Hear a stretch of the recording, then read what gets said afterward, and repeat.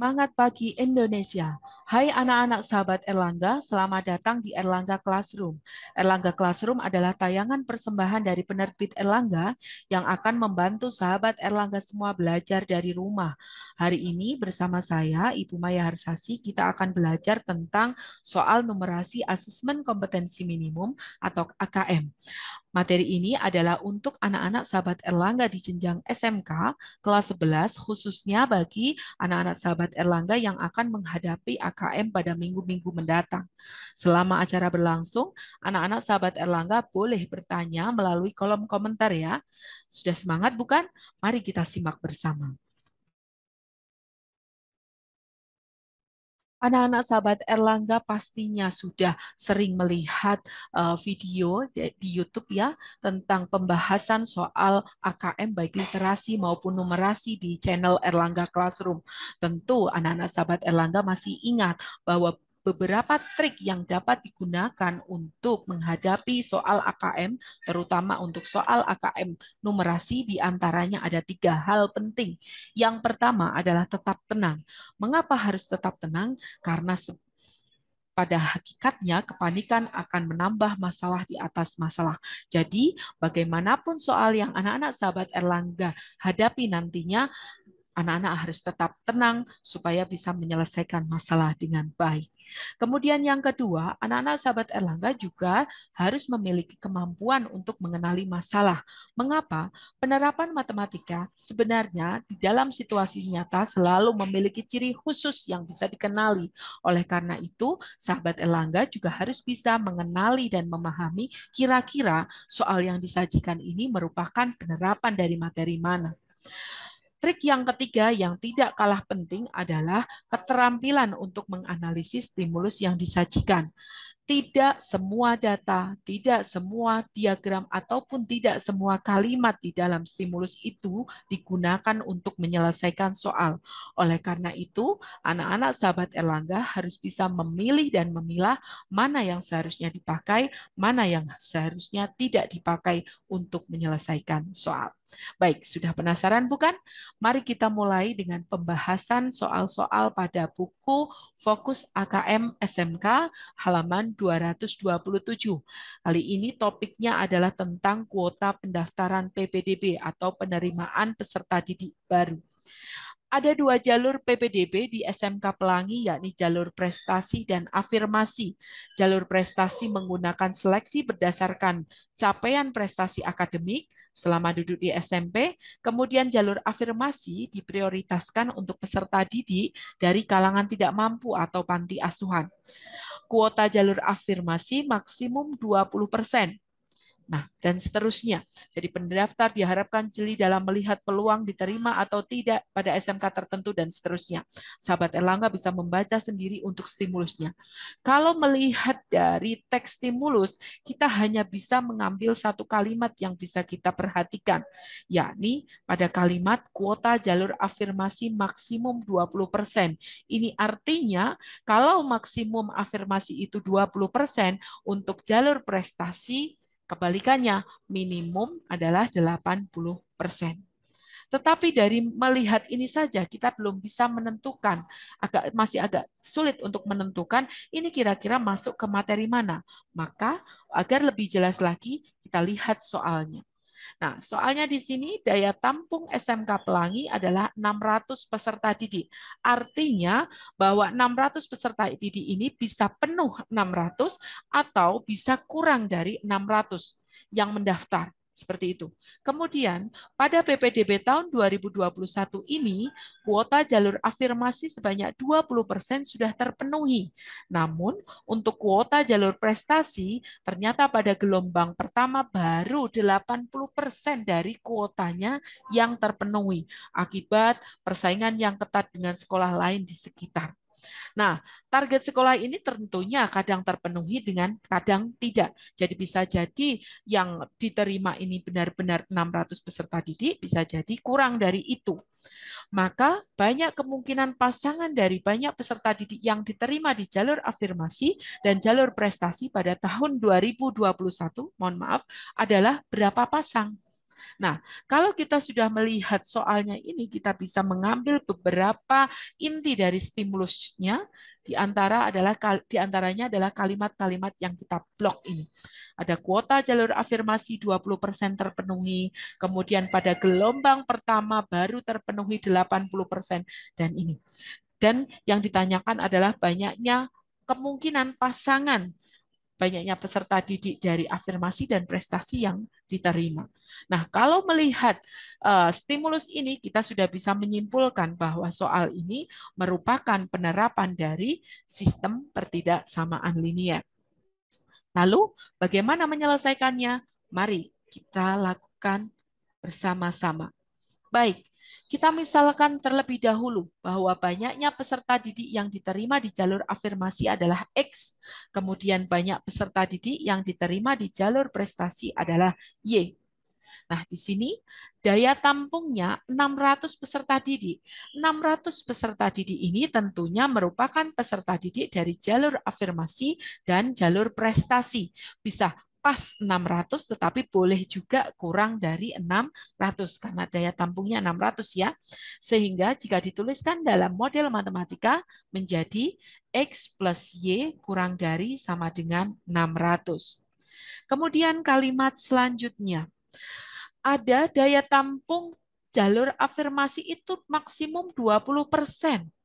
Jadi kalau daya tampungnya peserta didik di SMK itu adalah 600, kalau afirmasi maksimum 20%, berarti 20% kali 600 sama dengan 120 orang. Ini daya tampung maksimum. Tetapi ternyata telah dipenuhi. Artinya apa? Bahwa banyaknya peserta didik yang diterima di jalur afirmasi atau sama dengan X itu sama dengan 120. Sehingga model matematikanya ditulis X sama dengan 120. Nah, kalau daya tampung afirmasi maksimum 20% ini sudah terpenuhi, kita punya data bahwa untuk sisanya adalah jalur afirmasi. Ini artinya jalur afirmasi ini kuotanya adalah 80% dikalikan 600 sama dengan 480 peserta didik. Ini adalah kuota maksimumnya. Nah, tetapi pada pendaftaran gelombang pertama ini yang terpenuhi baru 80%-nya.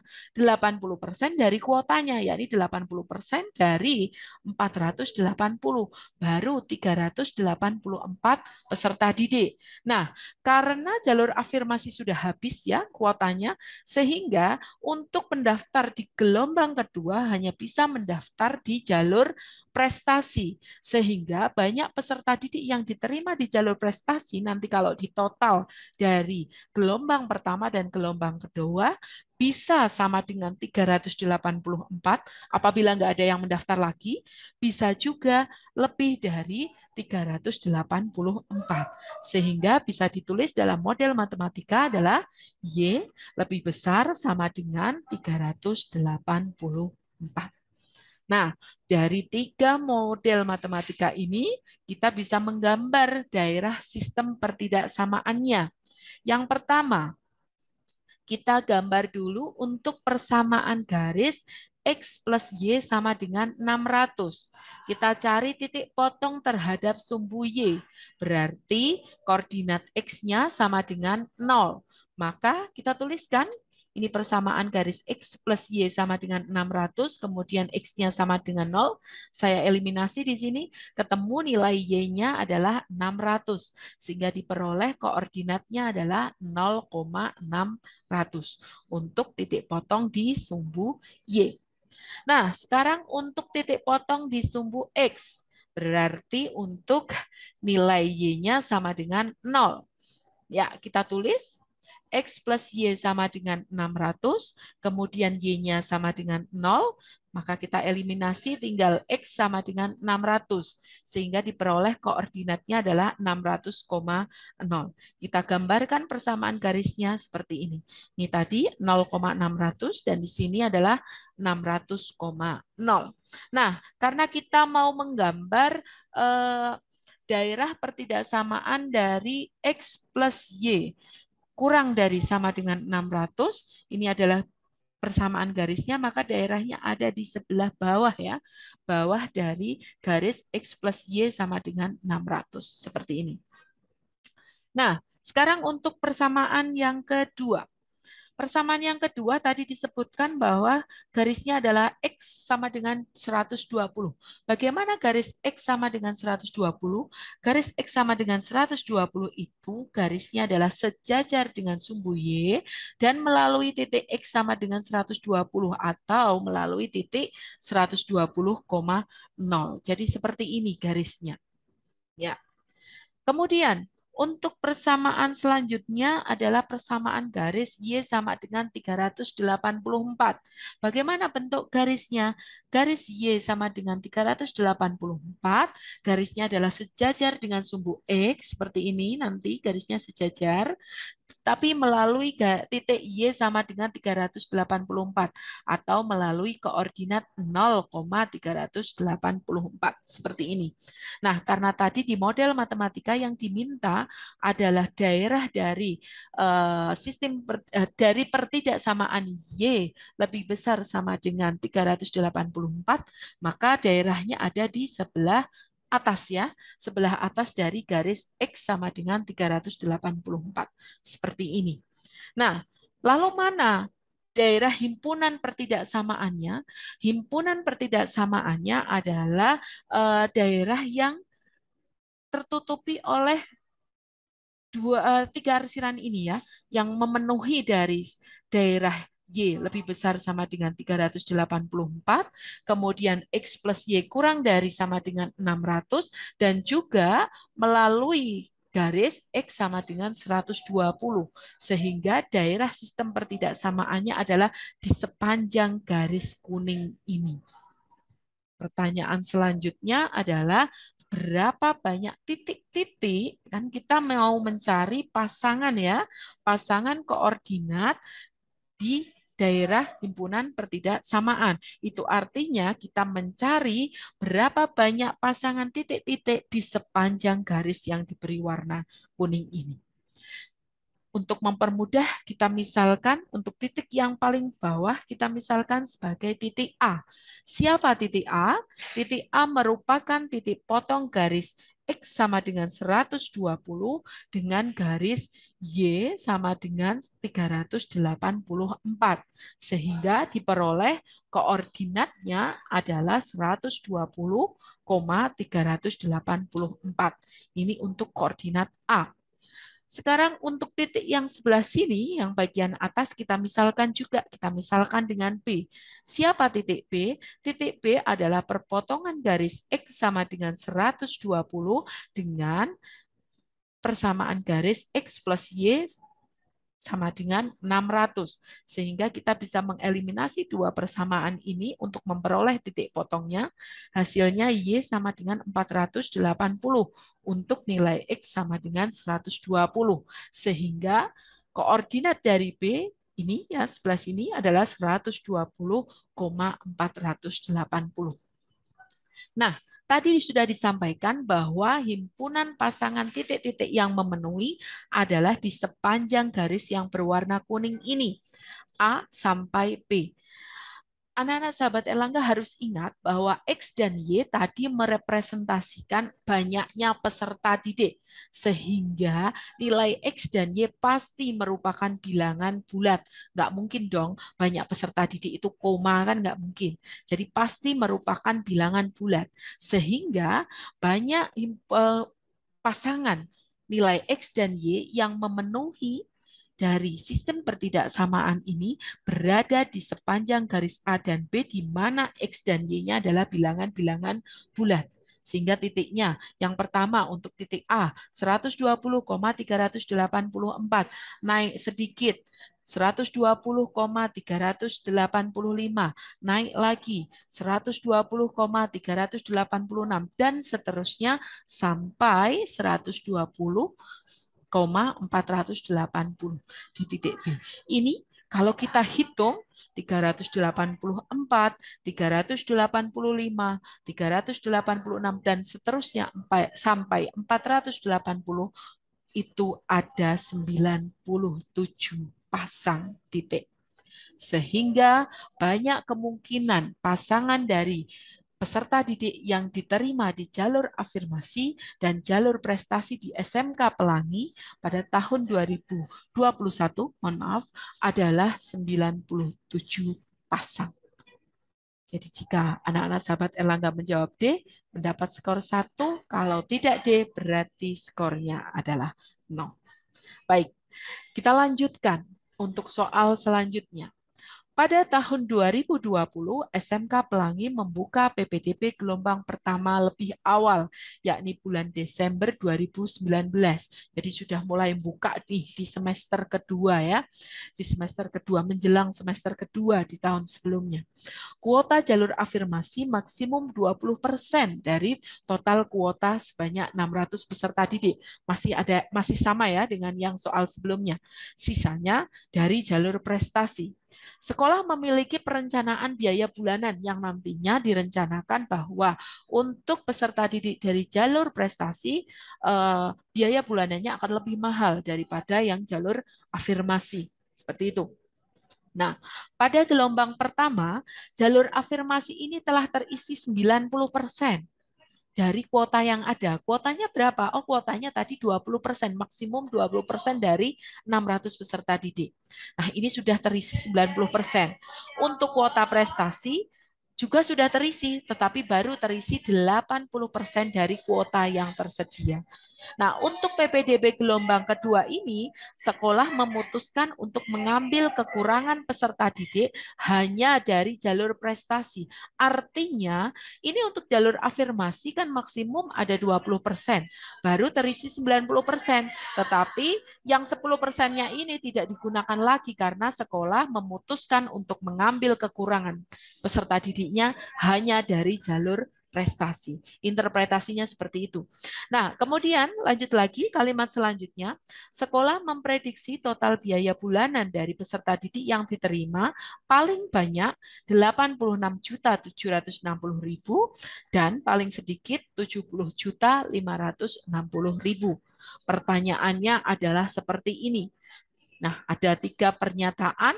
Anak-anak sahabat Erlangga diminta untuk menilai ya, menilai pertanyaan ini apakah benar atau salah. Nah, kita analisis dulu untuk stimulusnya. Ini merupakan penerapan dari materi apa ya? Ada beberapa kalimat yang menjadi kata kunci dari soal ini. Ini adalah beberapa kalimat yang digunakan. Nah, dengan melihat stimulus ini ada 600 peserta didik kuota maksimalnya, kemudian sudah terisi berapa dan berapa. Ini menunjukkan bahwa soal ini sebenarnya merupakan penerapan dari materi sistem pertidaksamaan linier. Bagaimana menyelesaikannya? Ya, kita misalkan lagi sama seperti soal sebelumnya bersama. Kita misalkan bahwa banyak peserta didik yang diterima di jalur afirmasi adalah X. Kemudian banyak peserta didik yang diterima di jalur prestasi adalah Y. Ya. Tadi ada kalimat yang menyatakan daya tampung peserta didik adalah 600 peserta didik. Sudah disampaikan bahwa 600 ini bisa penuh, bisa tidak. Terdiri dari 2 jalur afirmasi dan prestasi, sehingga kalau dituliskan dalam model matematika menjadi X plus Y kurang dari sama dengan 600. Kemudian ada kalimat lagi yang menyatakan kuota jalur afirmasi itu kan maksimum 20% dari kuota peserta didik yang diterima. Tetapi 90% diantaranya telah terpenuhi. Artinya 90% dari siapa? 90% dari kuotanya afirmasi. Kuotanya afirmasi adalah 20% kali 600. Hasilnya 108. Ini sudah terpenuhi. Sehingga bisa dituliskan model matematikanya adalah X sama dengan 108. Nah, kalau kuota jalur afirmasi maksimum 20%, itu artinya kuota jalur prestasi minimum adalah 80%. Sehingga kuota jalur prestasi itu 80% kali 600 minimum adalah 480. Sementara di gelombang pertama baru terpenuhi 80% saja. Artinya 80% dikali kuotanya prestasi, yakni 80% kali 600. Hasilnya adalah 384. Ini yang sudah terpenuhi di gelombang pertama. Artinya, jika dibuka lagi di gelombang kedua, karena kuota afirmasi sudah tidak dipakai, berarti yang dipakai lagi tinggal kuota di jalur prestasi. Sehingga bisa jadi banyak peserta didik yang diterima di jalur prestasi tepat 384 dengan catatan di gelombang kedua nggak ada lagi yang mendaftar, tapi bisa juga lebih dari 384 jika ada yang mendaftar seperti itu. Sehingga model matematikanya Y lebih besar sama dengan 384. Baik. Sekarang kita dari model matematika tadi, kita gambar daerah pertidaksamaannya. Kita gambar yang pertama adalah persamaan garis X plus Y sama dengan 600. Sama seperti tadi, kita cari titik potong di sumbu X dan di sumbu Y. Untuk titik potong di sumbu Y, X-nya sama dengan 0, diperoleh koordinat Y sama dengan 600, sehingga koordinatnya adalah, koordinat titik potongnya adalah 0,600. Kemudian untuk titik potong terhadap sumbu X berarti Y-nya sama dengan 0. Mohon maaf, ini Y-nya sama dengan 0. Maka ditulis seperti ini. Dieliminasi kita peroleh koordinat X-nya 600. Sehingga diperoleh koordinat titik potong di sumbu X adalah 600,0. Kita gambarkan persamaan garisnya menjadi seperti ini. Nah, karena model matematikanya adalah X plus Y kurang dari sama dengan 600, maka daerahnya adalah di bawah garis ini ya. Ya, seperti ini. X plus Y kurang dari sama dengan 600. Ini adalah daerah pertidaksamaannya. Kemudian, untuk persamaan garis yang selanjutnya. X sama dengan 108. Ya, bagaimana gambarnya? Ya, gambar garis X sama dengan 108 itu garisnya sejajar sumbu Y, kemudian melalui titik X sama dengan 108. Atau melalui koordinat 108,0, seperti ini. Nah, kemudian untuk persamaan garis yang ketiga. Persamaan garis yang ketiga adalah Y sama dengan 384. Bagaimana bentuk garisnya? Ya, garis Y sama dengan 384, garisnya adalah sejajar dengan sumbu X dan melalui titik 0,384. Jadi di sini dia. Melalui titik Y sama dengan 384. Jadi bentuk garisnya seperti ini. Nah, karena yang diminta di model matematika adalah daerah pertidaksamaan Y lebih besar dari 384, maka daerahnya adalah di atas ya, di atas garis X sama Y sama dengan 384. Jadi seperti ini. Nah, sekarang bagaimana himpunan penyelesaian dari sistem pertidaksamaan ini? Berarti himpunannya memenuhi sistem pertidaksamaan Y lebih besar sama dengan 384, memenuhi X plus Y kurang dari 600, juga berada di sepanjang garis X sama dengan 108. Berarti himpunan pertidaksamaannya adalah berada di sepanjang garis yang berwarna kuning ini. Nah, berapa koordinatnya? Kita lihat. Kita misalkan dulu untuk yang paling bawah itu adalah titik A. Sama dengan langkah yang tadi ya, anak-anak sahabat Erlangga semua, bahwa koordinat titik A merupakan titik potong dari garis X sama dengan 108 dengan garis Y sama dengan 384. Sehingga koordinatnya adalah 108,384. Nah, kemudian yang titik sebelah sini juga kita misalkan dengan B.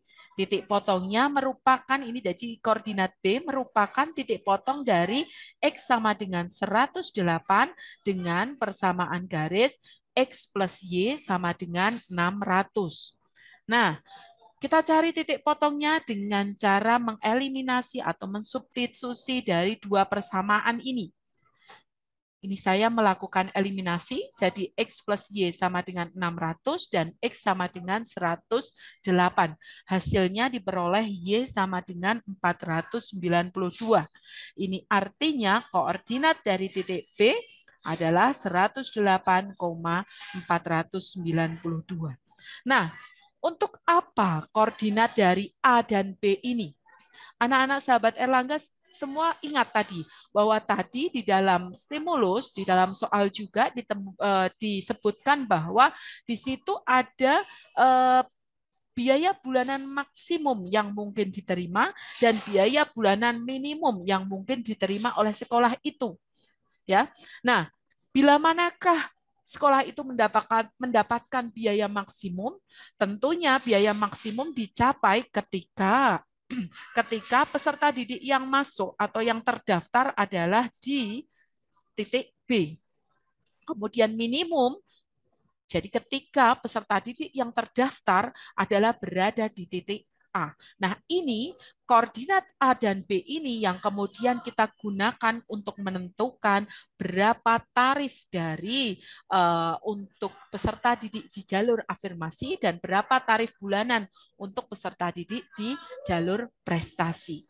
Nah, seperti ini kita ingat bahwa tadi X adalah banyaknya peserta didik yang diterima di jalur afirmasi.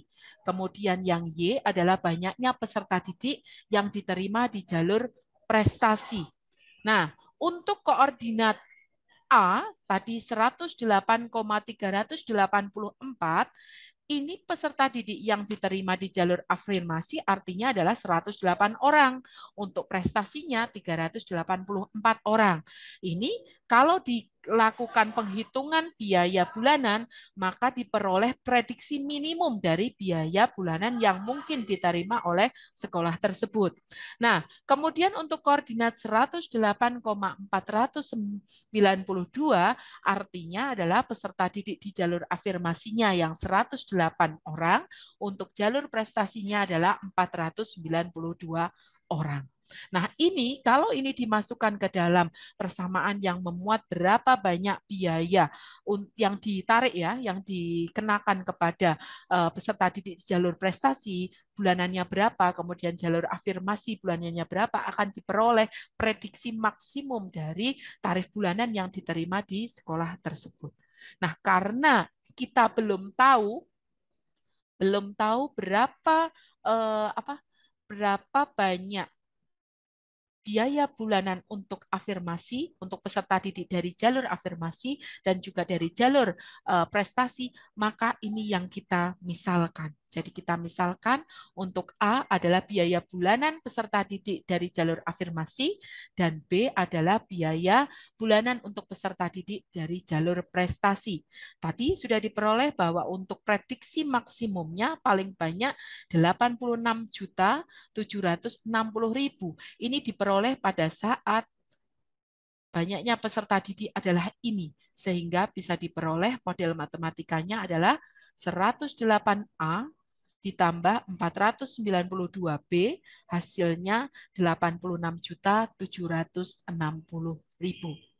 Kemudian untuk penerimaan paling sedikit adalah 70.560.000. Ini dicapai ketika peserta didik yang masuk berada pada koordinat ini. Ya, pasangan koordinatnya adalah ini, sehingga bisa ditulis model matematikanya adalah 108A ditambah 384B, hasilnya 70.560.000. Dari dua persamaan ini kita bisa melakukan eliminasi atau substitusi untuk memperoleh nilai A dan B.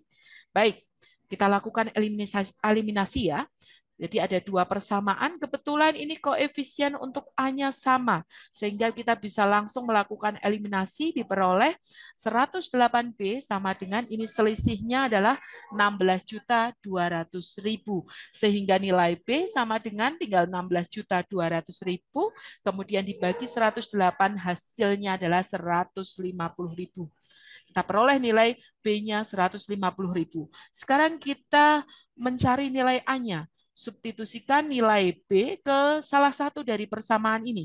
Kita ambil persamaan yang pertama, 108A ditambah 492B, hasilnya 86.760.000. Ya, kita substitusikan di sini. Nilai B-nya, ya kita tulis di sini, maka di sini menjadi 108A ditambah dikalikan ini hasilnya 73.800.000 sama dengan 86.760.000.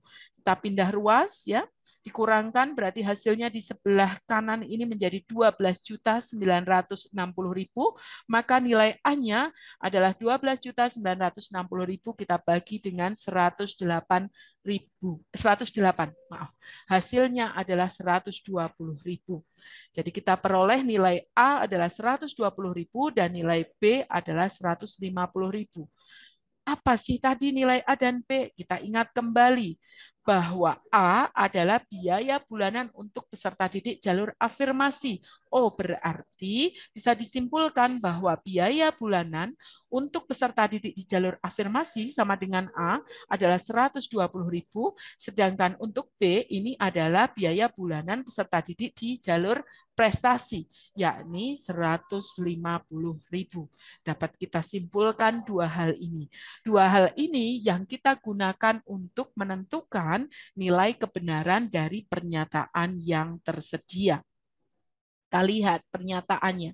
Yang pertama, biaya bulanan yang harus dibayarkan peserta didik di jalur prestasi adalah 150.000. Benar ya tadi ya? Ya, kita centang. Benar. Kemudian, pernyataan yang kedua, biaya bulanan yang harus dibayarkan peserta didik di jalur afirmasi adalah 100.000. Benarkah? Oh tidak, karena tadi untuk yang jalur afirmasi biaya bulanannya adalah 120.000, sehingga pernyataan kedua ini adalah salah. Sekarang kita cek pernyataan yang ketiga. Apakah biaya bulanan yang harus dibayarkan peserta didik di jalur afirmasi itu 20% lebih murah dari yang dibayarkan peserta didik dari jalur prestasi? Kita lihat. Kalau tadi afirmasi bayarnya adalah 120.000. Kemudian untuk prestasi biaya bulanannya adalah 150.000. Maka untuk biaya bulanan jalur afirmasi dibandingkan dengan biaya bulanan jalur prestasi adalah 120.000 dibagi 150.000 dikalikan 100% adalah 80%-nya. Dengan kata lain apa? Bahwa memang benar biaya bulanan yang harus dibayarkan peserta didik di jalur afirmasi karena ini 80% berarti apa? 20% lebih murah dari yang dibayarkan peserta didik di jalur prestasi. Sehingga dapat disimpulkan bahwa pernyataan ketiga juga benar. Nah, dari sini jika anak-anak sahabat Erlangga semua menjawab pernyataan yang pertama dengan benar, kemudian yang kedua dengan benar salah, kemudian yang ketiga adalah juga benar, maka mendapat poin 1. Tetapi jika ada satu saja yang pasangan jawabannya tidak seperti ini, poinnya adalah 0. Ini yang perlu dihati-hati, yang perlu menjadi bahan perhatian bagi adik-adik sahabat Erlangga semua. Baik, anak-anak sahabat Erlangga semua, menarik bukan untuk soal pembahasan kita tentang soal AKM numerasi untuk kali ini dengan topik materi sistem pertidaksamaan linier? Ya, itu dia materi kita untuk AKM pada kali ini untuk jenjang SMK di kelas 11 ya, yang akan menghadapi AKM pada minggu-minggu mendatang. Semoga anak-anak sahabat Erlangga semua sudah bisa paham semuanya ya. Baik, jangan lupa anak-anak sahabat Erlangga juga terus mengikuti dan mengaktifkan notifikasi untuk channel Erlangga Classroom. Supaya apa? Supaya kalau ada video-video baru di Erlangga Classroom ini ada anak sahabat Erlangga semua tidak ketinggalan. Nah, nantikan terus untuk Erlangga Classroom selanjutnya dan beritahukan kepada teman-temanmu untuk ikut menyaksikannya juga. Tetap jaga kesehatan ya anak-anak sahabat Erlangga semua. Sampai jumpa.